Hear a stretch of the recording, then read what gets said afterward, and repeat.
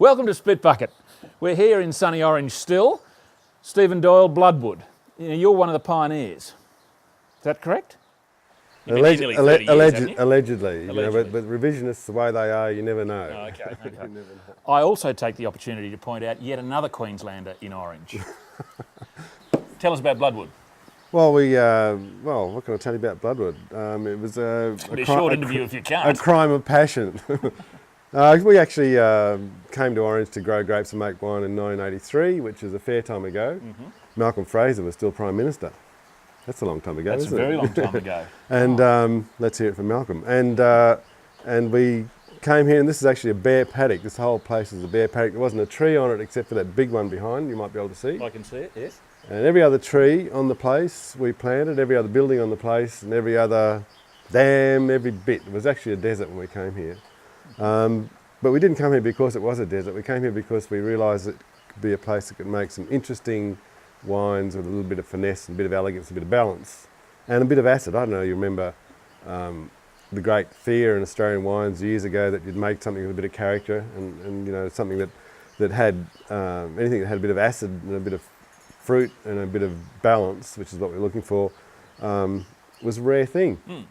We used to make wines before we came to Orange from the bird rows on the edges of dry land, inland vineyards. So you can imagine what sort of quality fruit we got. You know, after harvest, after the birds had been through, after the pickers had gone home, we got the fruit that was left on the edges of the vineyard. So the wines we made in those days were substantial Australian wines, but we were looking for wines that had a little bit more restraint, and this is what we have here.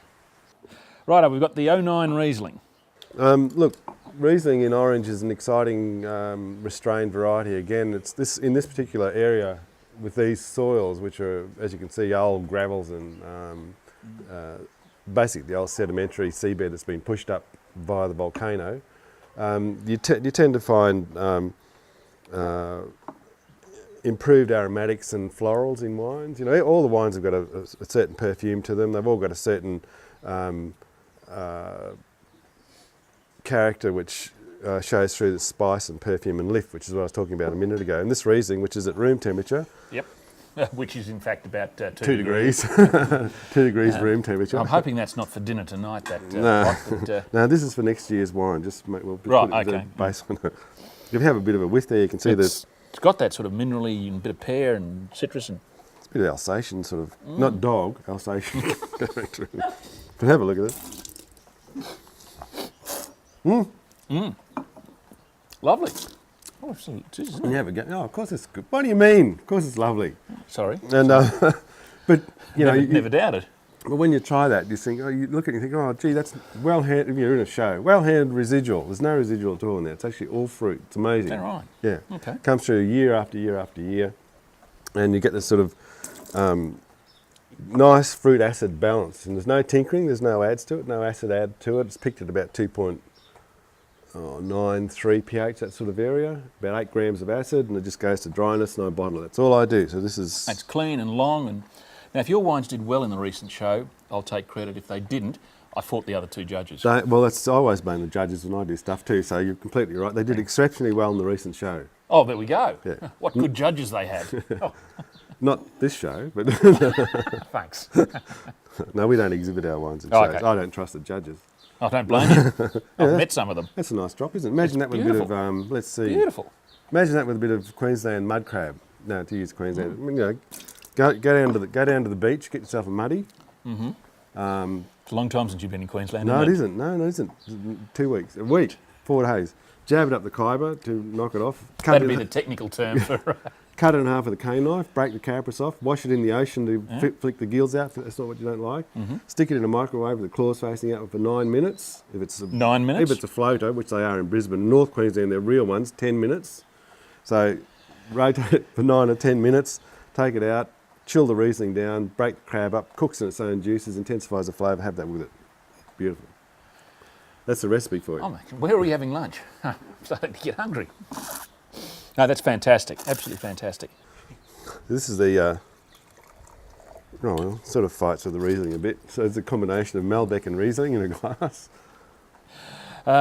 Big Men in Tights. Big Men in Tights, 2009. Now, I'm not going to read out this, but everyone should go and buy themselves a bottle of that just to read the the side label. Seriously. It's our Issues wine, the Big Men in Tights. It's actually made out of Malbec, and we actually whole bunch press the Malbec. So Malbec's a big black variety which oozes colour normally, and you don't need to let it soak, the skin soak for very long. You can actually get away with a whole bunch pressing it. And you serve it chilled, and anything from Cleveland Street except the Backova. That's a place in Sydney, Cleveland Street. Like Sydney's a city south of Brisbane, north of Melbourne. Yeah, anyway, anything in Cleveland Street except the Backova. I've heard occasionally we go down there to win the Origin. Ooh, we do, don't we? We do.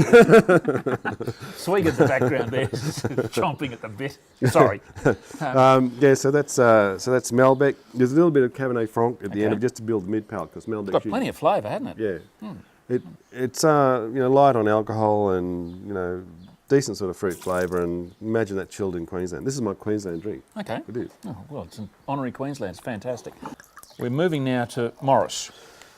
Or 2005 Maurice. Maurice. Maurice. We call it. You call it Maurice. Wow. So it's now Maurice O'Shea. It's Maurice O'Shea. I've changed his name, yes. Okay. It's a bit more classy, don't you think? Williams will be pleased. They will, won't they? I'm sure he would be too.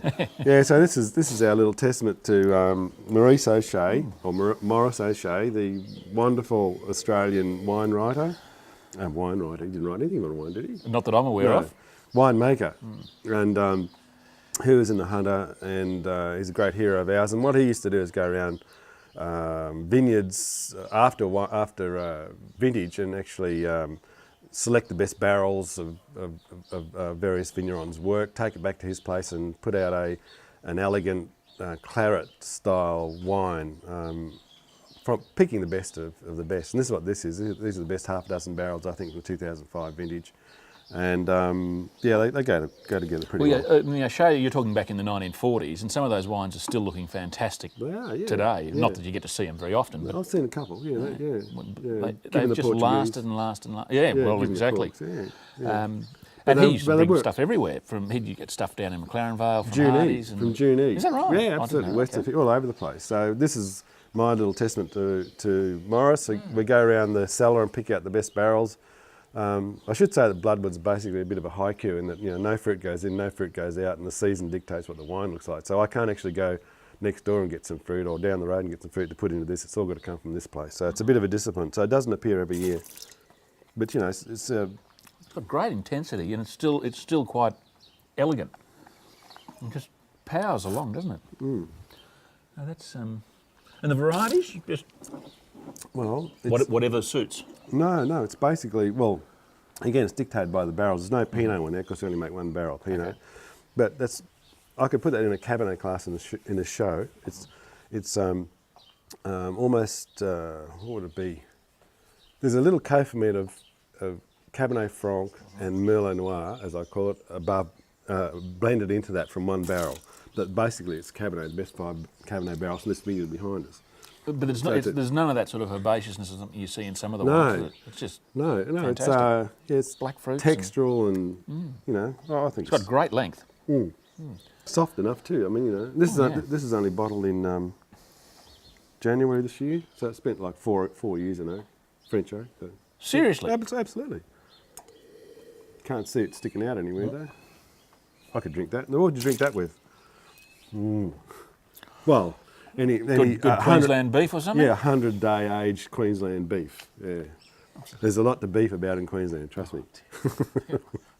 Swig's in the background. Every time we mention Queensland, he just goes, He's being comforted by Madam Lash. That's fantastic. It's nice, isn't it? There's no edges there. No. You have to give that a bronze, wouldn't you, first up? And then look at after that. Yeah. Say, right, bang, let's look at that again. That's the important thing in wine shows. You get to the first level. Get to the cut-off point, yeah? We forgot to price?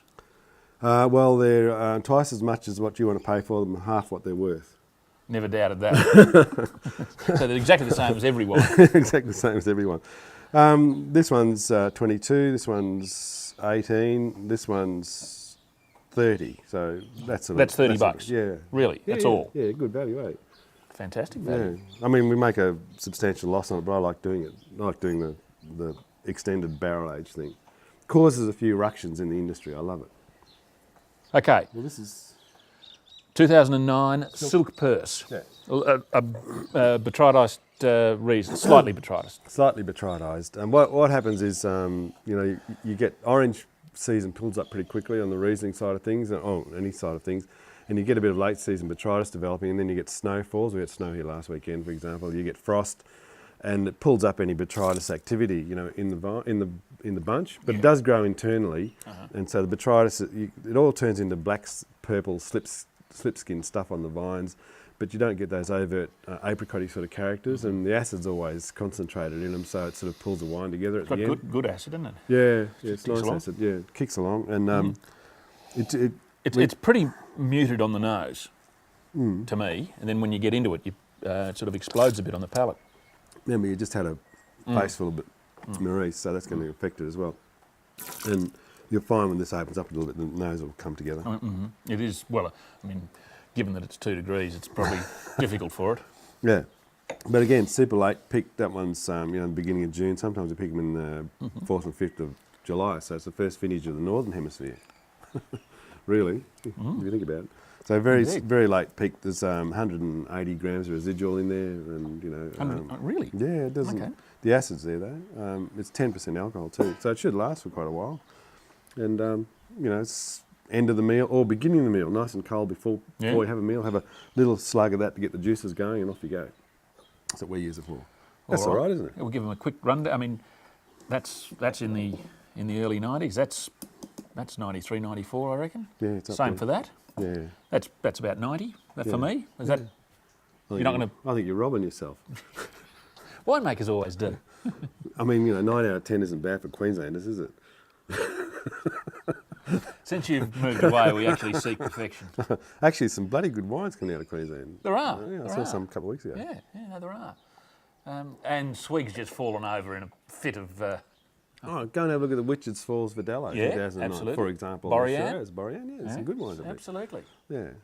Again, cooler end of Queensland, but All right, thank you from Spitbucket. Remember, send in any questions, comments, any thoughts, and remember, we spit so you don't have to. I have to say that. They make me say that. If I don't say that, they stop and make me say it.